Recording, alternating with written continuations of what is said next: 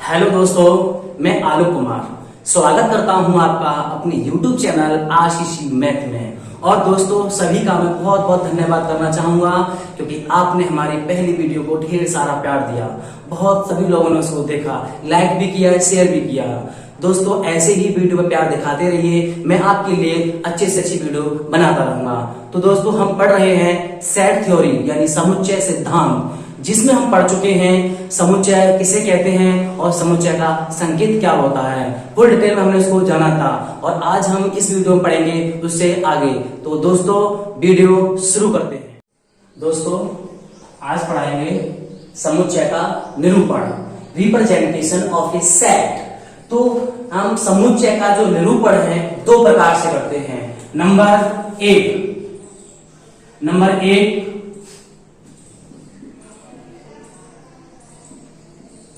Roster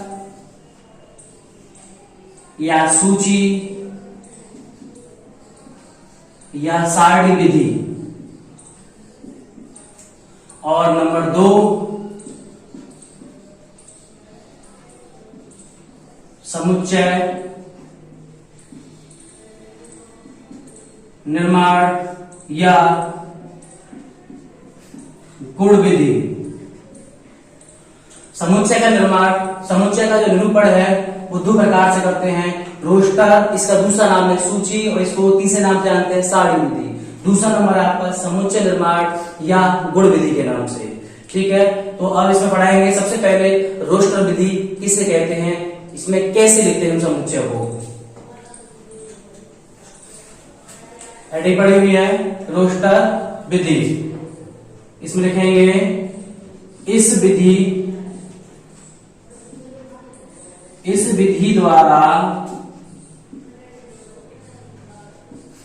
समुच्चय के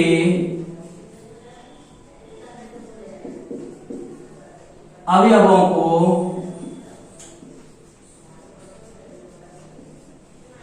मझले कोष्ठक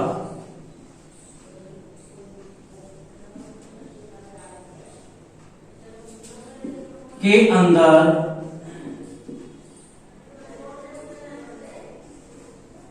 अर्धविराम यानी कॉमा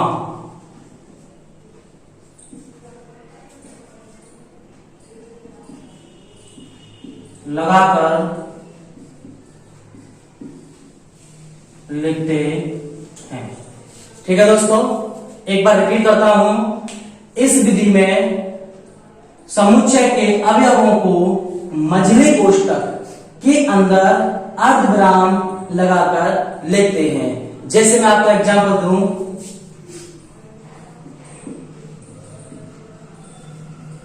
अंग्रेजी वर्णमाला के स्वरों का समुच्चय। जैसे कैसे लिखेंगे, जैसे ए बराबर ए ई आई ओ यू। आपको समझ में आया होगा कि इस विधि द्वारा जितने भी अवयव होते हैं उनको हम मझले कोष्ठक के अंदर लिखते हैं और प्रत्येक के बाद क्या लगा देते हैं, कॉमा लगा देते हैं। तो आपको बिल्कुल समझ में आया होगा। एक और एग्जांपल से आपको समझाऊंगा। नंबर दूसरा, अभी कहते हैं हम 10 प्राकृतिक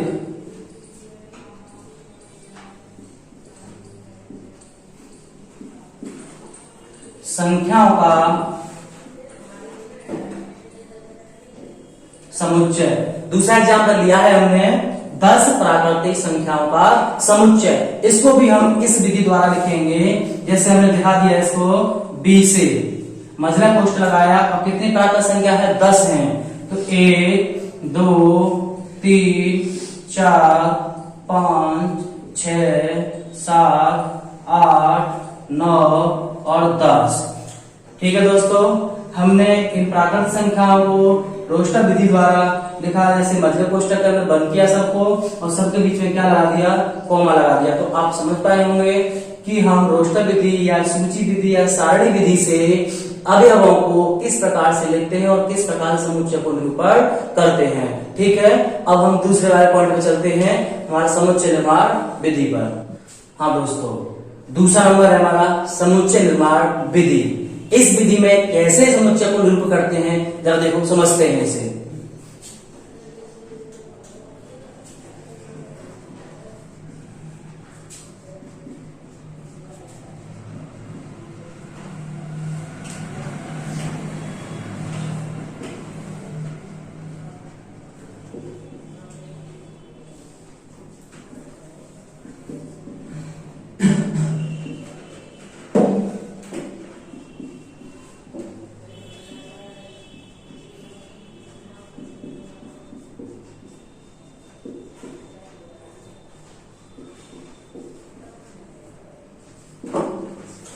हाँ दोस्तों, देखिए समुच्चय निर्माण विधि में कैसे समुच्चय को निरूपण करते हैं। इस विधि द्वारा समुच्चय को उसके अवयवों के विशेष गुण द्वारा प्रकट करते हैं। जैसे एग्जाम्पल आपको देता हूं मैं, माना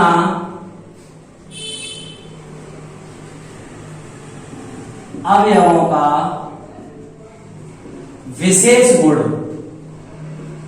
P है। क्या है दोस्तों, मैंने मान लिया कि अवयवों का विशेष गुण क्या है, P है। तो इसे हम कैसे लिखेंगे इस विधि द्वारा, इसे लिखेंगे A is equal to X such that PX, X such that PX। तो ये पता चलता है कि जो हमारे अवयव थे उनका जो गुण है वो क्या है, P है। तो आपको एक और अच्छे से एग्जाम्पल को लेके मैं बताता हूं कैसे कैसे लिखेंगे। जैसे दोस्तों हमने बता दिया, A बराबर लिख लिया मैंने AEIOU, ये लिखा हुआ है। अब इसको हम इस समुच्चय निर्माण विधि से कैसे लिखेंगे, तो इसे लिखेंगे A बराबर X such that X such that X। ये X क्या है, ये X है अंग्रेजी वर्णमाला का एक स्वर है। समझ में आया, यानी जो हमने सेट लिया था इसके अंदर जो अवयव थे वो क्या थे, वो ये गुण बताता है इनका कि वो अंग्रेजी वर्णमाला का ही क्या है, स्वर है। तो आपको समझ में आया होगा कि हम इस विधि द्वारा कैसे समुच्चय को निरूपण करते हैं। ठीक है दोस्तों, इसे हटाते हैं। एक और हम आपको नोट पॉइंट बताते हैं।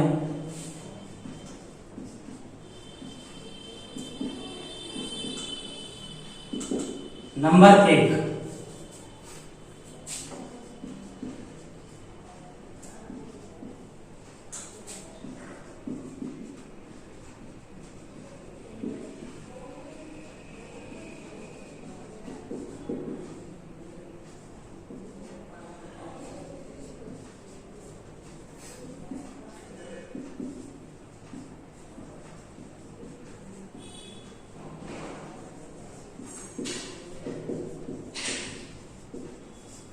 तो दोस्तों पहला पॉइंट क्या लिखा हमने कि समुच्चय में उसके अवयवों के क्रम का कोई महत्व नहीं होता। जैसे अभी आपको लिख दिया A बराबर AEIOU, ये लिख दिया। अब इसको हम ऐसे भी लिखते हैं या करके कि AUOEI, या लिखते हैं हम आपके सामने AIOU और E। ये सभी के सभी समान है, एक जैसे हैं, इनमें कोई फर्क नहीं है। यानी क्रम हमें कोई व्यवस्थित नहीं दिखा, किधर भी कैसे भी लिख सकते हैं हम। तो बात समझ में आ गई है, समुच्चय में उसके अवयवों का कोई क्रम का महत्व तो नहीं होता है, उन अवयवों को आगे पीछे कहीं भी लिख सकते हैं। ठीक है, नंबर दूसरा,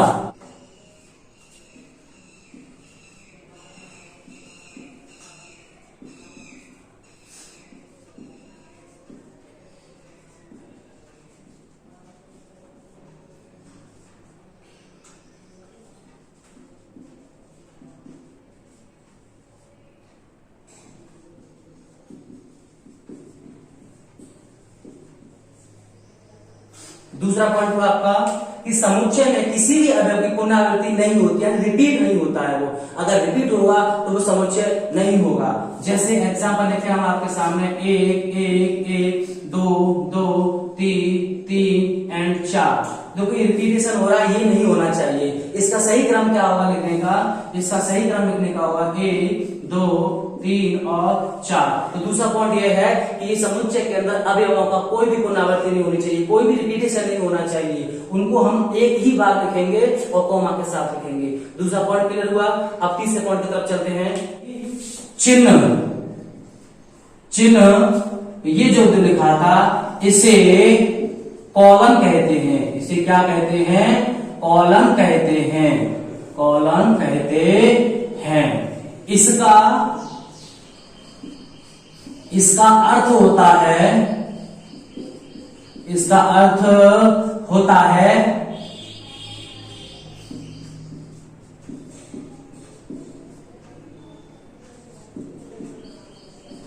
ऐसा है कि।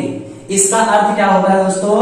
ऐसा है कि। अंग्रेजी में कहेंगे इसको तो सच दैट। क्या पढ़ते हैं? Such that. तो आपको तीनों बिंदु बहुत अच्छे समझ में आए होंगे। संख्याओं के कुछ महत्वपूर्ण समुच्चय के बारे में हम आपको पढ़ाएंगे। ध्यान से देखिए। नंबर 1, प्राकृतिक संख्याओं का समुच्चय। इसे दोस्तों हम एन से रिप्रेजेंट करते हैं। किससे रिप्रेजेंट करते हैं? एन से। और इसमें क्या होता है? 1 2 3 4 5 आगे डॉट डॉट डॉट। नंबर दूसरा है पूर्ण संख्याओं का समुच्चय। इसे हम W से रिप्रेजेंट करते हैं। W is equal to 0 1 2 3 4 5। ठीक है। प्राकृतिक संख्या को समुच्चय में अगर 0 और बढ़ा दिया जाए तो किसका समुच्चय बन जाता है? पूर्ण संख्या का समुच्चय बन जाता है। नंबर 3,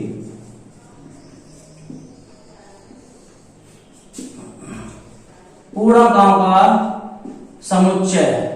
पूर्णांकों का समुच्चय इसको रिप्रेजेंट करते हैं हम I से या Z से। ये होता है 0 plus minus 1 plus minus 2 plus minus 3 plus minus 4 plus minus 5 आगे डॉट डॉट। ठीक है, आपको समझ में आ रहा होगा। अब इसी में आगे बढ़ेंगे। तो दोस्तों चौथा पॉइंट है हमारा धन पूर्णांकों का समुच्चय। इसे कैसे रिप्रेजेंट करते हैं? I प्लस या Z प्लस से। इसे लिखेंगे 1 2 3 4 5 आगे डॉट डॉट डॉट डॉट। ठीक है। नंबर 5 है हमारा ऋण पूर्णांकों का समुच्चय। ऋण पूर्णांकों का समुच्चय इसे रिप्रेजेंट करते हैं हम I माइनस से या Z माइनस से। इसे लिखेंगे दोस्तों -1 -2 -3 -4 -5 आगे डॉट डॉट डॉट डॉट। समझ में आ रहा है आपको? अब नंबर आ गया हमारा 6, परमेय संख्याओं का समुच्चय। अगला पॉइंट है हमारा परमेय संख्याओं का समुच्चय। इसमें हम इसे रिप्रेजेंट करते हैं Q से और इसे लिखेंगे हम कि P अपॉन Q। हर वो नंबर जो P अपॉन Q में होगा वो क्या कहलाएगा? हमारी परमेय संख्या होगी। लेकिन हमारा Q not is equal to 0 होना चाहिए तथा P और Q किसमें से बिलोंग करने चाहिए? इंटीजर नंबर में से, पूर्णांक में से आनी चाहिए। बात समझ में आ गया? जैसे कोई परमेय संख्या का समुच्चय है उसमें कैसी संख्या आएंगी? हर संख्या अपॉन में आनी चाहिए और नीचे Q जो 0 नहीं होना चाहिए। और दोनों की दोनों संख्याएं दोनों नंबर किसमें से आने चाहिए? I में से आने चाहिए। मैं आपको एग्जांपल से समझाता हूँ इसका। एक मैंने एग्जांपल ले लिया। देखिए इसमें कह दिया 5/7। देखिए कंडीशन फॉलो हो रही है। P अपॉन Q है तो 5/7 है। नीचे Q नॉट इक्वल टू 0 तो नीचे 7 है, 0 नहीं है। और दोनों के दोनों किसमें से आना चाहिए? I में से आने चाहिए। देखना दोनों के दोनों 5 और 7 क्या इस I में से नहीं आ रहे जो हमने I पीछे पढ़ाई थी? बिल्कुल आ रहे हैं। एक और एग्जांपल लेते हैं हम 5। ये ले लिया हमने, केवल 5 ले लिया। ये हमारी परिमित संख्या है क्योंकि हम इसके नीचे क्या लगा सकते हैं, 1 लगा सकते हैं। इसी प्रकार से 0 हमारी परिमित संख्या भी है, इसके नीचे 1 लगा सकते हैं। ऐसे ही माइनस के 5/2 और आगे etc बहुत सारे हमारे परिमित संख्या होंगे। तो आपको समझ में आ रही हो। नंबर 7 अपरिमेय संख्याएं। अपरिमेय संख्याओं का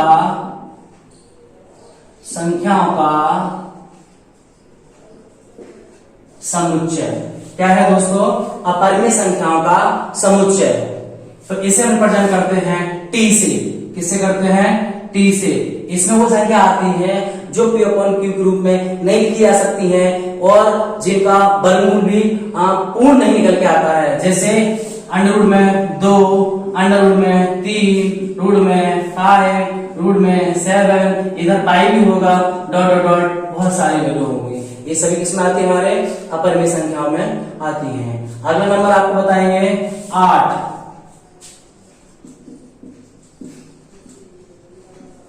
वास्तविक संख्याओं का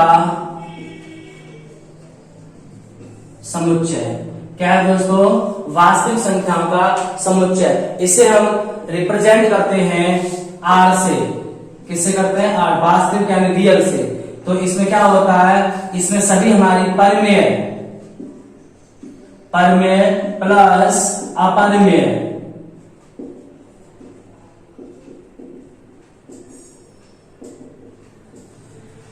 जो रियल नंबर होते हैं, जो वास्तविक संख्या का सेट होता है, उसमें क्या आती है? सभी की सभी परिमेय संख्या आ जाती है, सभी अपरिमेय संख्या आती है और सबको इकट्ठा कर दिया तो क्या बन जाता है?